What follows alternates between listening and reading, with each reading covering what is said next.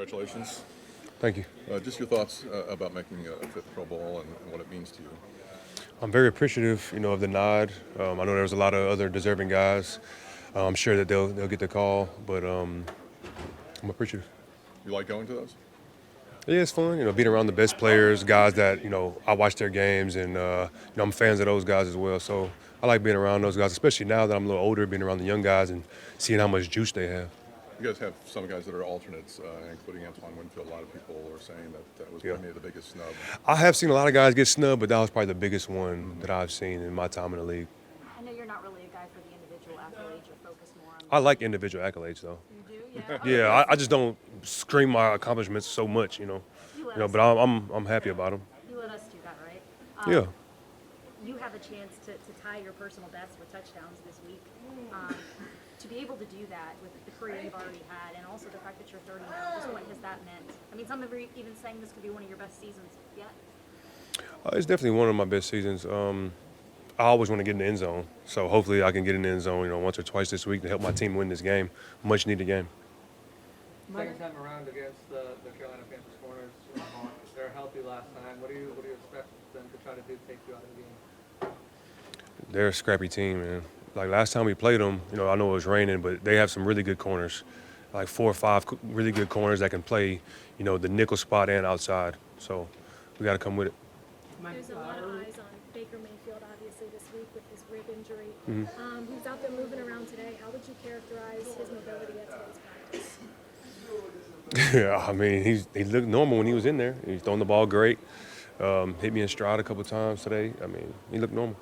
You probably learned a lot about him playing, from OTAs. You just kind of getting a taste of who he was. But what did you kind of glean from him going through a whole season with him and what he's been able to demonstrate? He's a much cooler guy than I thought he was. That's like the main thing. I always knew he was a really talented player. Knew he was tough. Knew he played with a lot of energy, mobile, and all those things. But what I've come to find out, he's an unbelievable teammate. If he throws 2 touchdown passes this week with no picks, he's going to be the first Buck in history to have more than 30 touchdowns, less than 10 interceptions. Pretty good accomplishment. Absolutely. This franchise has been around, since 76? Yep. 76, so, I mean, that's a great accomplishment. What do you mean by he's cooler than you thought? It's just when you see a guy, like, from afar, I've only met him one time prior to being his teammate this year, and you kind of speculate. And, when you get around somebody, they're totally different. And he's a great guy. As a veteran on the team, what's been the message to some of the younger guys, especially some of the young guys in the wide receiver room, what this week means and what you guys need to do? Just keep playing hard and playing smart. If we do that, I feel like we have the talent to win this game. And it's it's a huge game for us. And just got to keep doing what we're doing. Been working hard this week, and got to make big-time plays come Sunday. Mike, back in training camp, you had mentioned Dave Canales had you running routes that you never ran with. And obviously you're having a tremendous season. How much that diversity in running routes, how much has that helped you this year? It helped a lot. It's hard for teams to, double me and key on me as much. I'm all over the field.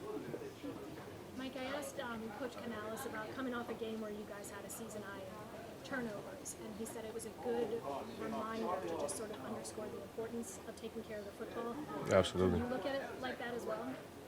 Absolutely. I mean, that's what we preach, and that's what offensive coaches and head coaches preach all the time. Turnovers lead to losing, and that's what happened. And it showed big time. We got to take care of the football this week if we want to win.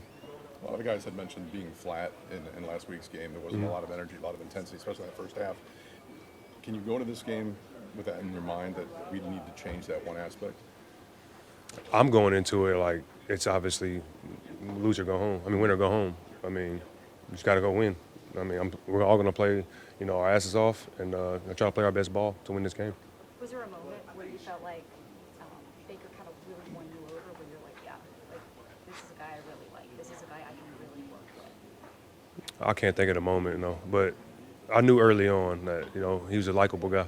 Mike, there's always a lot of uncertainty, right? This game has a lot at stake. Playoffs.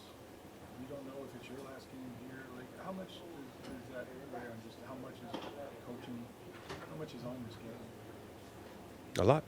We got to win to get in, so that's how we're looking at it.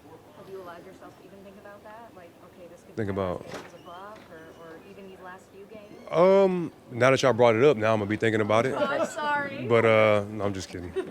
No, I just think that we need to win this game. That's what I've been thinking about. Because the playoff chances, you've been through it, right? They're there. Absolutely, playoffs is hard to get to. I mean, now this could be 4 years straight for me to get in, and I want it bad. So, yeah, hopefully we win it.